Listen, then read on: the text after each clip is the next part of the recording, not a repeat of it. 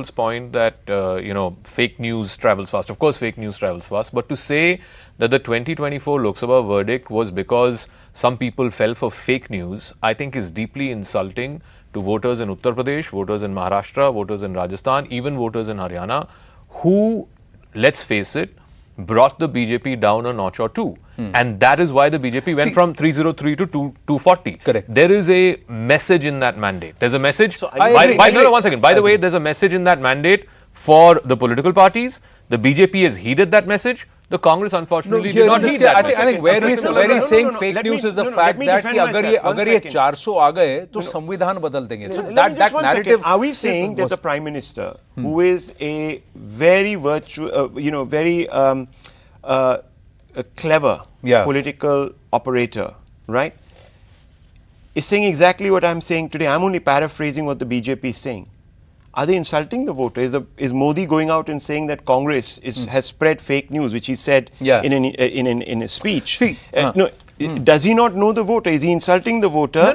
But Rahul he's saying it. Is he not saying it? Yes or no? Then tell me why did RSS cadre not come out in campaign in the 2024 Lok Sabha election? Is he saying it? Why did hardcore BJP voters not show up for the 2024 Lok Sabha? They did not show up because they took the BJP's victory for granted. They took 400 par for granted. Is the Prime Minister saying or not saying? No, that is irrelevant. No, it is irrelevant. That is not irrelevant. Okay. The relevant argument is this, that the reason why BJP went down from 303 to 240 is because they took the Indian voter for granted. The reason why Haryana was in the pocket of the Congress and yet they, as they say in cricket, snatched defeat from the jaws of victory is because they took the voters of Haryana for granted. But could that be just one factor, Zaka? And there was the other. No, there was the other thing that happens. The other thing that happens where the Congress went and told them कि देखो ये 400 की बात कर रहे हैं. अगर ये 400 आ गए तो संविधान बदल देंगे and they'll take reservation. In the last 1 year,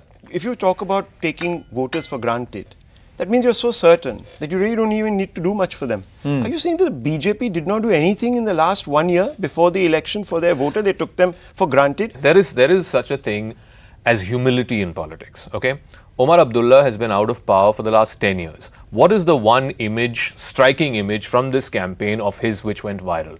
He took out his topi. You're a Kashmiri, you know this. He took out his topi and begged for people's vote, saying, I have made mistakes, I'm begging for your forgiveness, I'm begging for your vote.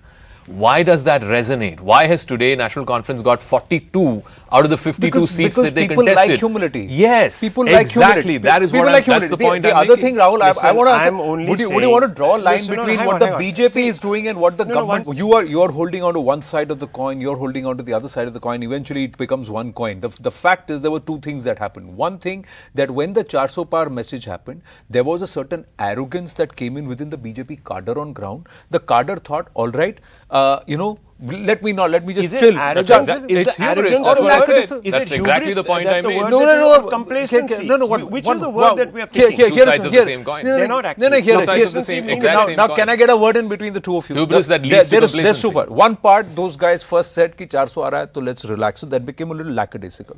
Then when they went out to campaign, they said, तो 400 ही रहा है. So it changed into a very arrogant kind of a language where you came out to be very overconfident. And then this whole, Sushma Swaraj used to talk about कि हमारे इसमें Delhi politics when she said निपटाओ राजनीति चल रही. So local candidates said, anyway 400 is coming. Let me निपटाओ him, let me निपटाओ him, let me निपटाओ her, let me निपटाओ. So this निपटाओ thing said, 400 नहीं आएगा, 350 आएगा. 50 नहीं पड़ जाएंगे. So that one part hubris that led to complacency. So that's one part. The other thing is who said कि हम RSS के बिना सक्षम है और that part got misinterpreted. It's not Rahul Gandhi who said that. It was the national president of the BJP, JP Nadda, who said it when they asked about RSS. So clearly, and there were RSS cadre. You spoke with them. You spoken with them. You know how people punish arrogance? They kick you out of office. The BJP won new geographies. Correct. Okay. Correct. Arrogant parties don't win new geographies. Correct. Now, 1 second. Secondly, the BJP has come back with the NDA for a third time. Yes. Arrogant parties that have become dictatorial. Remember what was said about Modi going into the elections. Will be booted out by the voter. Correct. Right? It didn't happen. Point taken. But what happened is... So I'm only saying why, we are using terms where we cannot substantiate No, but with data. These are subjective analysis. Let me give you some data. Can I just say one? Let me give you some data on Haryana, because this whole thing is about Haryana. Can I just say one thing? I just want to quickly say one thing. The point is, who set the benchmark for 400? It was the BJP. Who ended up at 242? It was the BJP.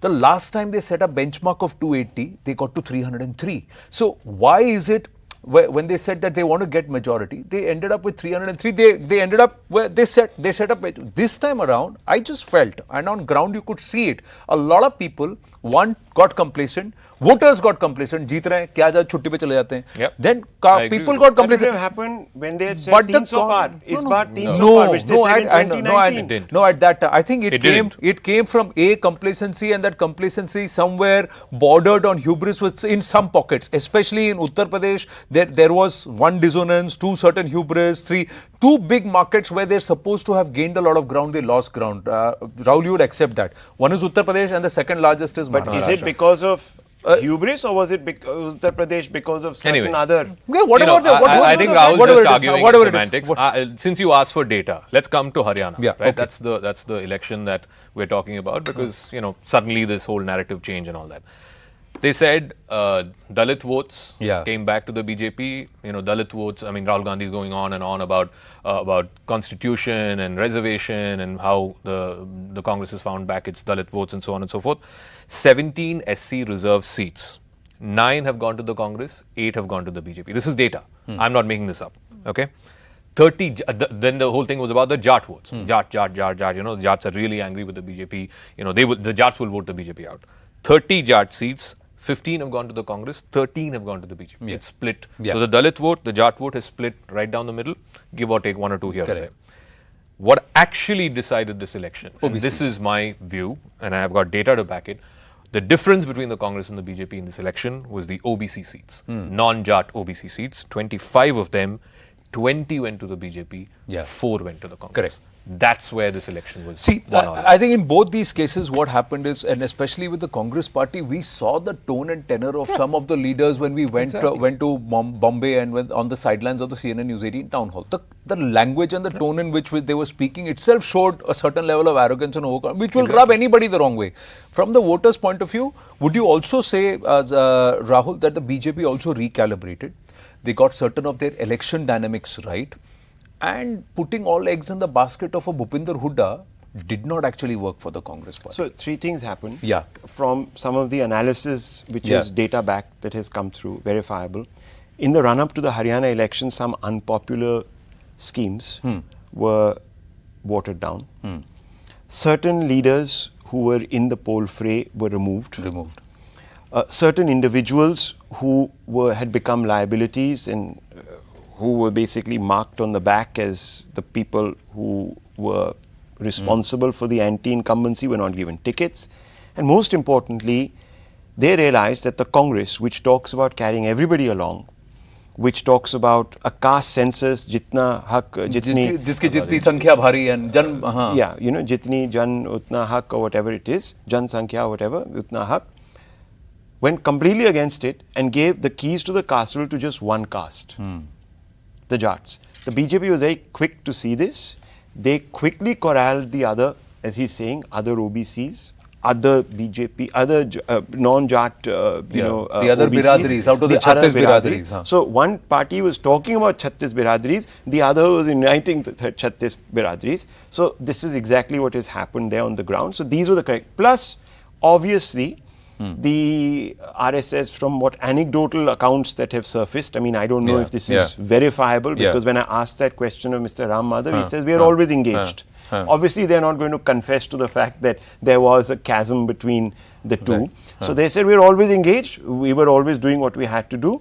And we're being told that in 6,000, meetings were held in 6,000 villages and all of that. So, there was a galvanization of a large number of voters in favor of the BJP. So these are some of the things that have happened. But the consequences, I think, what we are going to now move to, what is the message? Not the consequences. The other one more point, this mending of fences with the RSS. Has that or has that not happened? Data again, 6,000 villages, 60,000, 16,000 Nukkad Sabhas. This was not being spoken about during Lok Sabha. We saw a lot of the RSS sitting at home, chilling, saying, "हमसे तो कुछ पूछ नहीं रहे, हमसे तो कुछ कह नहीं रहे." That Kerala Samanvaya Sabha meeting that happened, did that change things, Rob, for the BJP? Look, again, these are all, these are things that journalists get to know, right? Because these are talked about in corridors. I mean, look, but that does manifest on ground, they must have been, see, that's what I'm trying to say. If you are setting your goal that high, a lot of people get complacent. And let's also be honest, we as journalists, I don't think anyone was going to stick their neck out very far saying that forget 400, the BJP will definitely come back with a very strong majority. 280, somebody would have thought कि 280 तो आ ही जाएंगे. To paraphrase another academic, हवा तो चली रही थी. अब वो आंधी नहीं बनी, वो what could one do? But the हवा was there.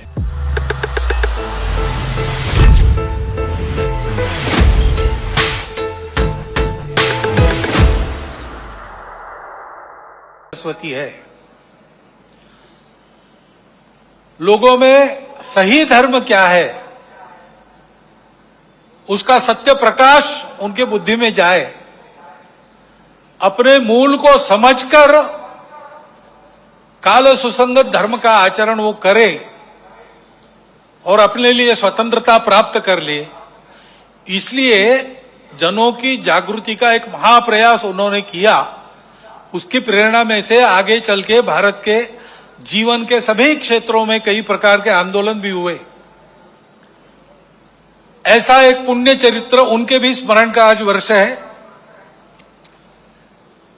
स्वतंत्र देश होना है, देश वैभव संपन्न होना है तो प्रजा में चारित्र्य चाहिए. अभी अध्यक्ष महोदय जी ने जिस दैवी गुण संपद का उल्लेख किया, अभयम सत्व संशुद्धि, वही है व्यक्तिगत और सामाजिक चारित्र्य, राष्ट्रीय चारित्र्य, जिनके बलबूते देश बड़ा होता है.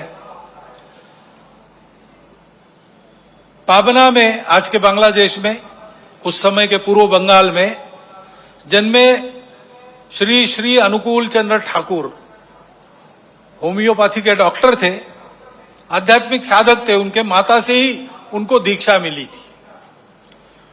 तो उनके व्यक्तित्व से आकर्षित होकर लोग उनको आकर मिलते थे, अपनी व्यक्तिगत कठिनाइयां बताते थे, उनके हाल पर उनसे चर्चा होती थी.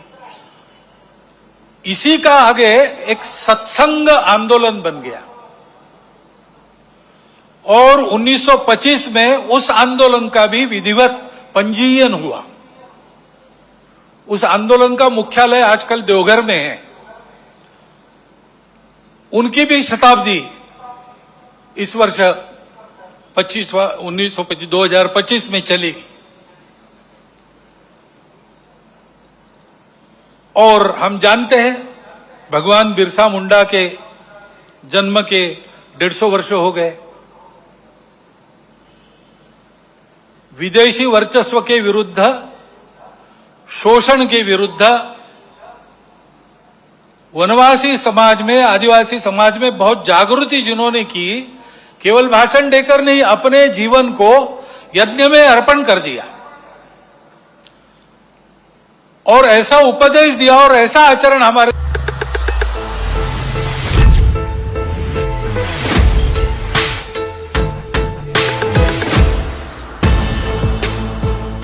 We got about 4-5 minutes, so I just want to take it forward and say, what do you think will happen in Maharashtra now? How does it change the dynamics of Maharashtra? As going back to the anecdote that you mentioned about the town hall, I think it was clear last week this time, before the Haryana results, that Congress did not want to declare anyone, forget about Uddhav Thackeray, anyone as their face, Maratha face going into the Maharashtra elections. I think the Haryana results will change that. It will force the Congress to accept that somebody should be named. Pillion. Someone needs to be named. Second, the Congress was going on and on about how even in Maharashtra, when there were 6 parties in the Lok Sabha, they emerged as the single largest. I think they got 13 or 14 MPs. Everyone else got lower than them, and therefore they should have the lion's share of the seats for the Vidhan Sabha elections. I don't think that approach will work, especially after the Haryana results. Hopefully, the Congress, both in the state and in the central leadership, will be wise enough to learn the lessons from Haryana and say that, look, the senior partners are Sena UBT under Uddhav Thackeray and Sharad Pawar's NCP SP. we are willing to take a back seat because this is a bigger state, the stakes are much higher, and we need to win this state. But not just Maharashtra, it's also Jharkhand and also Delhi, Rao. Do you think the BJP and more importantly PM Modi internally has got that mojo back, that entire veil of invincibility which was around him is coming back so, on? So, there's an old aphorism, nothing succeeds like success, right? So if you park that aside, just to come back, the India alliance actually has a few problems. Their biggest problem is not so much the BJP, which is obviously an ideological, it's actually the Congress. The moment the Congress gets bigger, guess who shrinks? The Indy, all of them. They shrink because their vote banks pretty much overlap. Yeah. So you can deal with the BJP, but how do you deal with somebody who's eating you from the back? Yeah. So the biggest fear they have is actually a rejuvenated Congress. If someone who wants a Congress Mukt Bharat, it is some of these players. Why are these they people? can become. But why are these people then not aligning with the BJP? so- It makes no.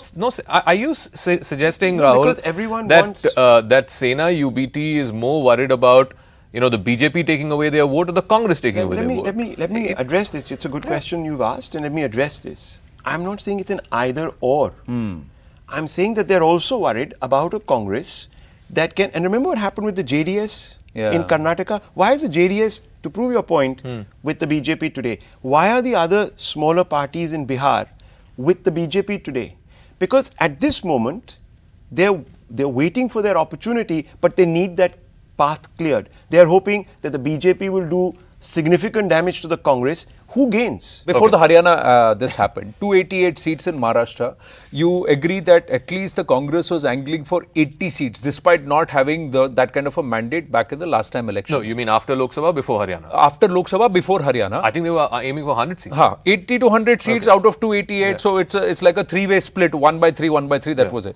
Do you think they will be able to command that kind of a thing? No. And do you think like Sharad Pawar and Uddhav Thackeray now would actually want to give even 50 seats or 60 seats, more than 60 seats to the Congress? They would get more than 60 seats for sure. I think they will. But I think more than the number of seats, it is the approach. I think the approach prior to Haryana would have been, we are the big daddy in the India alliance. We are, the only national party. We are going to take 150 seats. You want to take it or leave it. I don't think they can go in with that approach. And in Jharkhand, what happens between JMM and the Congress? Do you think the BJP will be far more stronger in Jharkhand? And if they get, within striking distance in Maharashtra and they wrest power in Jharkhand, what then happens to the national narrative? Well, first of all, the India alliance will begin to shrink look and do very, very already AAP has said they're going to contest Delhi on their own. Trinamool has said they want to break coming away. back, who's delighting really in the Congress's discomfort today are some of its allies. You can't sort of move away from that. You may call it simplistic or whatever. They're delighting in the piquant situation that the Congress finds itself. Now, whether they push the Congress into a corner or they say, okay, we're willing to give you 3 more seats than we should, that's up to them. That's the dynamic. But fundamentally, there is a problem now in the India alliance. And as I'm suggesting, if the Congress begins to implode in the India alliance, loses more elections, big ticket elections, the Congress, Rahul Gandhi, will not just be not able to assert himself in the India alliance, but when he comes to the centre and parliament, his authority also comes down As LOP, and is you're weakened as LOP. And that actually is quite bad for democracy. From the voters' point of view, and I'm sure my friends would agree here, that the voter does not want anybody to be in conqueror mode. They all want to be in challenger mode. Be it the BJP or the Congress, they want that level of humility and that effort to be seen, and that vote is won. The vote is taken and asked for respectfully, not demanded or commanded. I think that message has come across the place, that Netas, if you show humility, the voter will perhaps give you a chance. On that note, gents, thank you. We've run out of time here on Take 3 so fast. This one's flown. Yeah, surely. Thank you for watching.